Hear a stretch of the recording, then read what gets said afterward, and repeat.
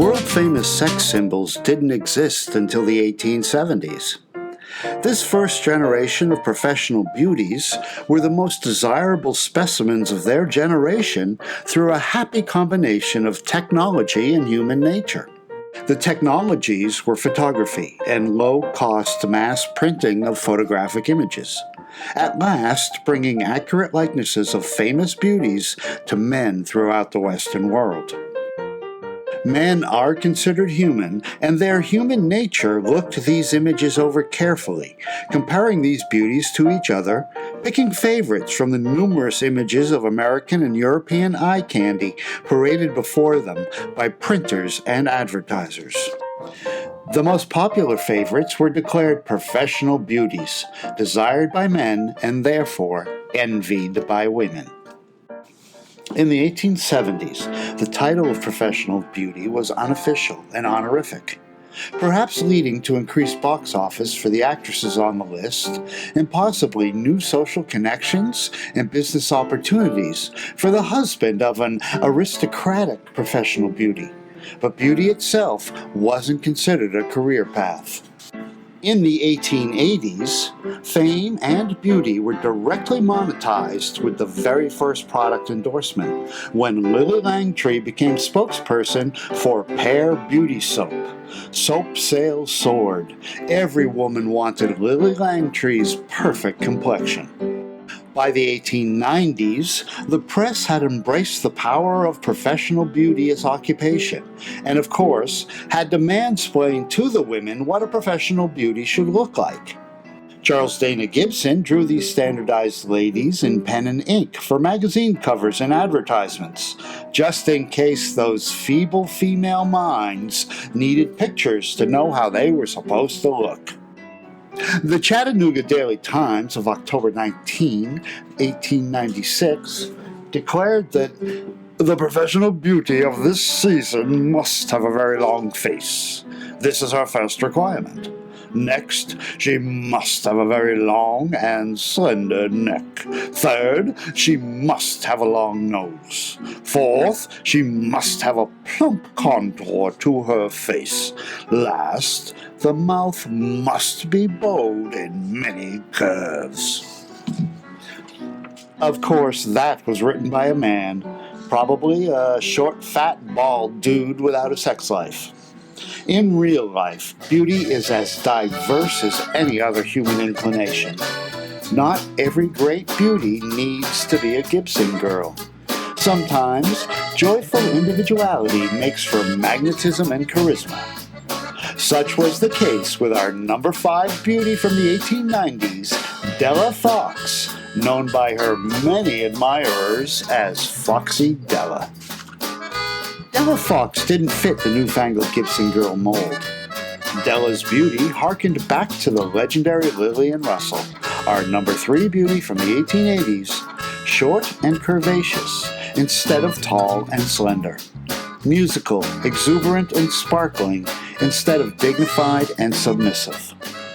Oh, those short, fat, bald critics couldn't forgive Della for not conforming to the cookie-cutter beauty they declared in season.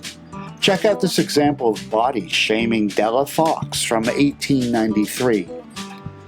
Let me call her attention to the fact that her increase of fat will ultimately endanger her market value. 25 pounds off and you will once more be the fascinating sylph of yore. Didn't matter. Dela Fox was easily one of the most popular subjects of tobacco cards in the 1890s, proof of her great popularity. As the Roanoke, Virginia Times, November 3, 1892, described her, Dela Fox, the piquant little body who has sung and danced herself into the affections of hundreds of thousands of persons in the United States. Women wanted to be like Dela Fox, wearing their hair in the Dela Fox curl for that added sex appeal. Like Lily Langtry, Dela Fox cashed in with endorsement deals. Della was a soubrette, a singing, dancing, comedy-making ingenue lead in the very popular operettas of the day, romantic comedy musical plays that relied on happy endings, laughs, catchy tunes, and pretty chorus girls. Della's most famous role was in an operetta entitled The Little Trooper. When Della ran her own touring company, she would often revive The Trooper and her iconic role to the delight of audiences everywhere. For instance, Omaha, Nebraska in 1895. The Little Trooper, made known for the first time in Omaha, brought auspiciously into the Stella Arena Dela Fox, and her success was as enthusiastic as it was thoroughly well-deserved. As for the vehicle used to exploit all the dainty mannerisms, the impertinent but fetching ways of this golden-haired bit of femininity, the pout and grace, the witchery of this small personage, so far as size goes, but bigness when viewed from a box office standpoint. Della Fox toured almost non-stop from 1889 to 1899, playing everywhere, always to great acclaim. The Roanoke, Virginia Times, November 3, 1892. Della Fox has loved the stage, and the people who pay to see what happens behind the footlights seem to love her. But there's probably not a more popular soubrette on the American stage than she. Although this young woman is barely out of her teens, she receives a larger salary than the governor of almost any state of the Union. The most desired babes of the 1870s and 1880s included many noble ladies, princesses and queens from great European powers, such as Lady Randolph Churchill, Daisy Greville, Countess of Warwick, Georgiana Ward, Countess of Dudley, and Empress Elizabeth of Austria, but never a comparable American politician's wife. Why is not a mystery. I'm sure the first ladies were all fine human beings, but bless their hearts, the wives of American presidents were not first in line when God was handing out good looks. Until the number 4 most desired babe of the 1890s, Frances Cleveland, the First Lady of the United States. Bachelor Grover Cleveland became president in the election of 1884. In the White House in 1886, President Cleveland married Frances Folsom, making her the youngest First Lady ever, 22 years old, to Cleveland's 50 years. Their age difference wasn't the only creepy thing about their relationship. Old Grover had been business partner to Frances's father. Grover had known Frances as an infant. When the father died, Grover was executor of the will, taking care of 10-year-old Frances and her mother, controlling their finances, sending Frances to the best schools as Cleveland's legal ward. When Grover Cleveland took office, Frances and her mother became frequent visitors to Washington. Everyone assumed that old Grover was sweet on the mother. Imagine everyone's surprise when it was the innocent daughter that married Grover Cleveland. In 1893, the Jackson, Mississippi Clarion Ledger remarked on the Clevelands' relationship. Just think for how many years the steady, dignified old bachelor carried enshrined within his heart the image of a dark-eyed schoolgirl, busy with history and geometry. Truly, no other woman was it ever decreed to step from schoolroom to the White House. Social eyebrows went up, but then shrugs. Cleveland had put a ring on it, so all was good in the eyes of the church and the law. Besides, people liked Frances. She was easy on the eyes, an American princess. The public wanted to get to know her. As the Boston Evening Transcript reported on August 22, 1892, no woman in the United States has ever dwelt so conspicuously in the glare of public life for purely political purposes as has Mrs. Frances Cleveland. Beside the weekly handshaking contact with thousands of people, which all presidents' wives have to endure, Mrs. Cleveland has been given to the public through having her face and figure photographed for sale and exhibited in every apothecary shop and cigar store in the land. Scarce a detail in her life has escaped the newspapers. From her gowns to her notepaper, her name, her face, her belongings have all been held up to the public gaze. Americans everywhere celebrated our youthful First Lady. A championship racing dog in Minnesota was named Frances Cleveland. A nationwide network of Frances Cleveland influence clubs were formed by women in 1892 to boost the candidacy of Grover Cleveland for president. The woman couldn't vote, but any husband of Frances Cleveland was worth supporting. Frances and Grover Cleveland had a daughter, Ruth, for whom the Baby Ruth candy bar was named. The Mason City, Illinois marching band called themselves the Frances Cleveland Drum Corps. The affection for Frances was wide and deep, as confirmed by the New York Evening World, July 21, 1892.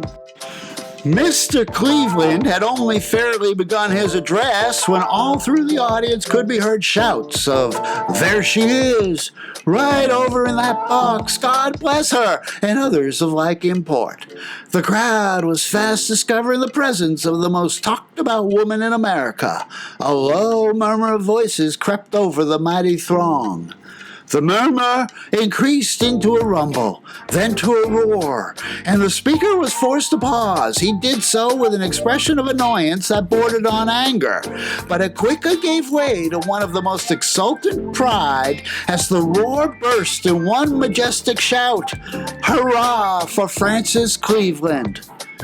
As far as the eye could reach in every direction in the great building, nothing could be seen but the sea of faces, whose mouths were wide open in tremendous cheers and screams of delight, while above them was a storm of white straw hats, handkerchiefs, flags, and banners, all waved towards the little box near the southeast center of the building.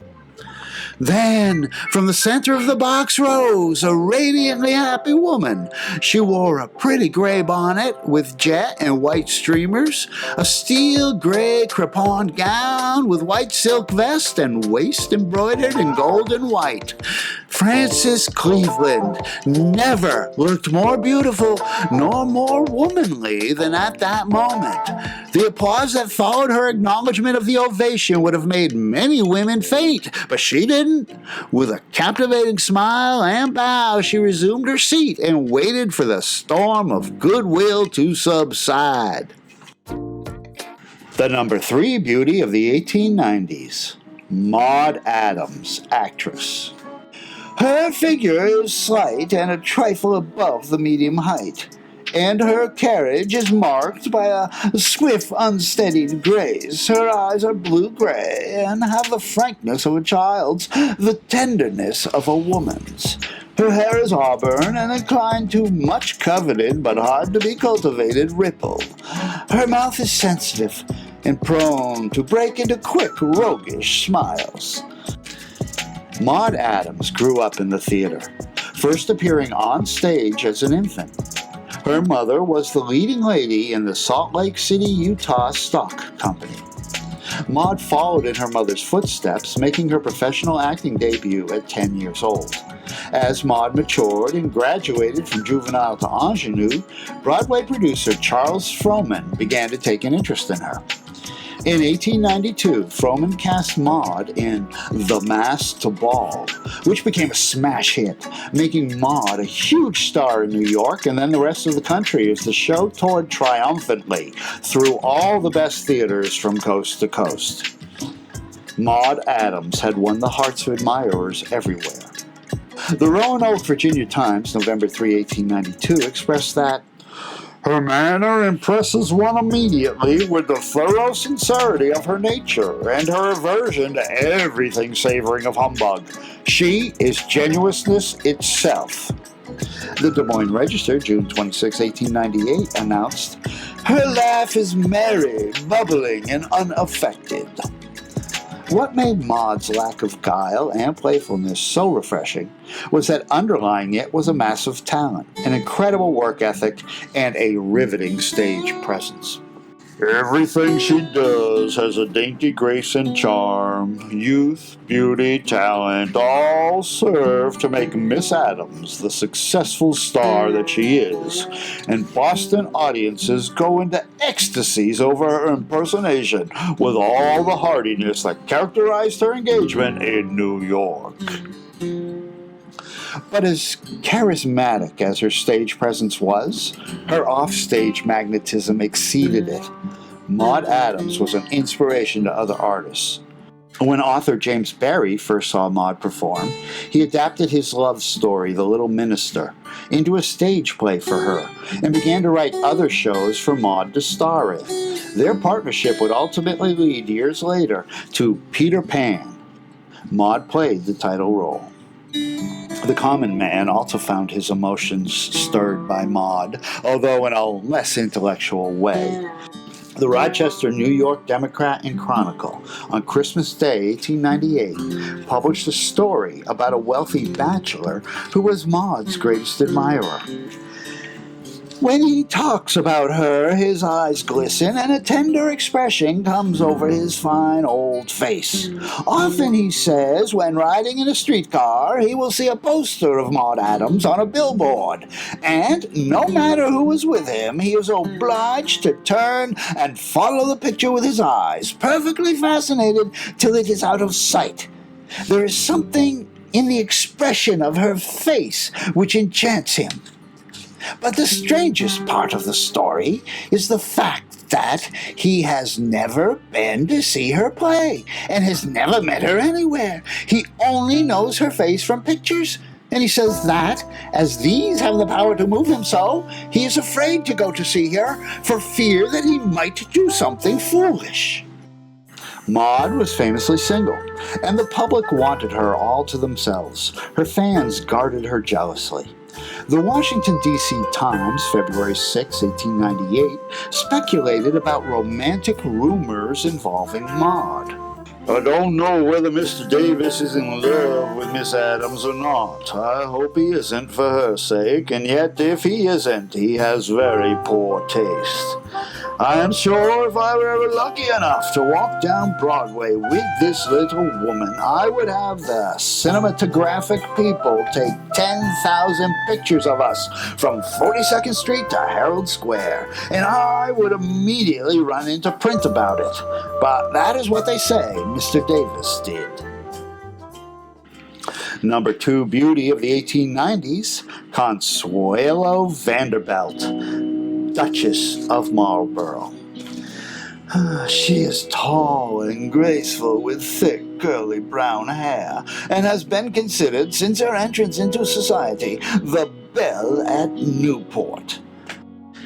Everybody in the world could see that Consuelo was a stunning example of female beauty, gifted with all the physical traits prescribed by that short, fat, bald dude without a sex life from the Chattanooga Daily Times in 1896. The professional beauty must have a very long face. Next, she must have a very long and slender neck. Third, she must have a long nose. Fourth, she must have a plump contour to her face. Last, the mouth must be bowed in many curves. In addition to her beauty, Consuelo also had heaps and heaps of piles of money. Everybody in the world could see that Consuelo Vanderbilt was born under a lucky star.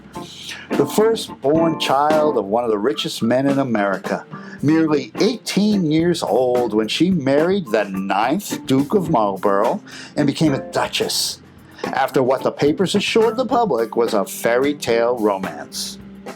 To Miss Consuelo Vanderbilt belongs the significant distinction of being the most interesting young lady of her age in the United States. Will she wed the Duke? Everybody in the world could see Consuelo. Youthful, rich, royal, gorgeous Consuelo had the perfect life. Everything she could want, all she needed, and all the good things in the world. Lucky Consuelo. What everybody didn't know was that Consuelo's mother, Alva Vanderbilt, was a cunning, crafty conniver who had ambitions of her own and used her lovely daughter Consuelo as a pawn in Alva's unbridled pursuit of social status. It is worthwhile mentioning that of late years a coolness grew up between the Duchess of Manchester and Mrs. Vanderbilt, and consequently the latter has been at a disadvantage in making her way socially abroad. Her daughter's wedding with a duke would remove all obstacles from foreign conquest. Her mother gave Consuelo everything except love and happiness. When marrying age came, Alva used all her weapons to break up 2 different relationships that Consuelo had begun with men she truly loved. After taking happiness away from Consuelo, Alva traded her daughter and a large amount of cash in exchange for an aristocratic English son-in-law in an arranged marriage, a cold-hearted business deal that benefited Alva but doomed Consuelo to a loveless marriage in a foreign land. Consuelo accepted her fate and tried her best to play her new role as Duchess. Nothing could be more admirable than the bearing of the young Duchess, which called forth complimentary remarks from the crusted old servants accustomed to the presence of ladies of the highest title. Consuelo was born into luxury and wealth, but our number one babe was born in poverty to Polish laborers and against life's odds clawed her way to fame and fortune. And now, drum roll please, the number one most desired beauty of the 1890s. Anna Held, singer-actress. Anna Held is the rage now, and not to have seen her is to confess oneself out of the world. Bright and sparkling, beautiful and bewitching, she appeared last night with her songs and received a most enthusiastic reception. She sings as if she enjoyed it herself. Her performance is Parisian, quite Parisian, so to speak, but she is so fascinating and chic, so winning that one forgets to blush and simply loses all in a thrill of pleasure, especially in the Circus Girls song, when she cracks her whip and makes a jump in the air with a pretty little scream. Pittsburgh Press, January 18, 1898. When Anna was a toddler, her family moved from Poland to Paris. Money was hard to come by, so Anna was singing in Parisian streets for coins at 8 years old. Anna's father died when Anna was 11. Her mother migrated with Anna to England, where Anna began playing juvenile roles for Jacob Adler's Yiddish theater company. When her mother passed on, Anna returned to Paris and reinvented herself as an ingenue in musical comedies, quickly becoming a star on the French stage. Famous across Europe for her beauty, her 18-inch corseted waist, and flirtatious come-hither persona. Then, in 1896, show business history was made, and Anna Held was swept off her feet by a daring young American showman with a dream, using money borrowed from Diamond Jim Brady. The young American promised international stardom in New York to get Anna's signature on a contract and her hand in marriage, or something very much like marriage, since the fact Anna already had a husband was a bit of an inconvenience. This young man was Florenz Ziegfeld Jr. He delivered everything he promised, and more. Together in New York, Ziegfeld went to work producing an old musical comedy chestnut, Parlor Game, as Anna's first Broadway role. Anna didn't play the lead in Parlor Game, but a smaller, supporting role. Ziegfeld knew Anna the actress wasn't ready for a Broadway lead. No matter, he hadn't signed Anna for her acting, but for what she did best. Anna Held's trademark song, Won't You Come Play With Me, was integrated into the play. At first shocking, and then captivating American audiences unfamiliar with the coy, smoldering Parisian way of delivering a suggestive song. Anna turned her Parisian sex kitten persona up to 11 for the public and press. Together, Ziegfeld and Anna sold the legend of Anna Held to the men of America. Ziegfeld was a master of public relations, pulling out all the stops to elevate Anna above all other professional beauties and to keep her name in the newspapers. One such publicity stunt was dutifully reported as fact by the Nashville Banner of October 20, 1896. Miss Anna Held yesterday informed her lawyer that she had been sued for the value of 320 gallons of milk. I use it for the bath 1, 2, 3 times a week. Milk sales soared nationwide as a result, since American women now believe milk baths were a secret to Anna Held's beauty. Anna's influence demonstrated, endorsement offers quickly followed, one of the more successful and obvious partnerships being the Anna Held endorsed line of corsets. The men of America joined their European brothers in their admiration for the fascinating Anna Held. Charming men is an art, and Anna Held was a great artist. The interviewer from the Kansas City Star never stood a chance, as his own writing reveals. Mademoiselle Held rises and surveys me carefully. Then she says, "Ah, monsieur, you are so strikingly resemble a monsieur I knew in Paris. His name was Galmet. He adored me, and I adored him." Saucy Anna, perfectly convinced am I that she reads me like a book, that she sees my expression of placid admiration. "Of course," she goes on, "you cannot tell what I am like, seeing me as I am now. I am really a very charming little woman. Tu sais quoi, belle fille? I am soft and feline and gentle and oh, so amiable." She laughs at her own candor, and I like it immediately. Anna Held helped to define the 1890s, the last gasp of the Victorian era. As the new century approaches, the world is changing and will soon thickly turn from the corseted suggestiveness of Anna's type to a more frank and unconstrained beauty in tune with the restless revolutionary years of the 20th century. Anna herself would open the door for the beauties to come.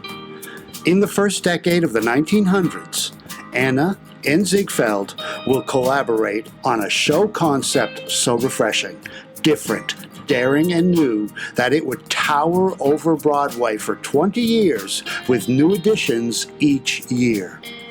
The Ziegfeld Follies and its Anna Held girls did things with beautiful girl choruses that fired male imaginations for decades.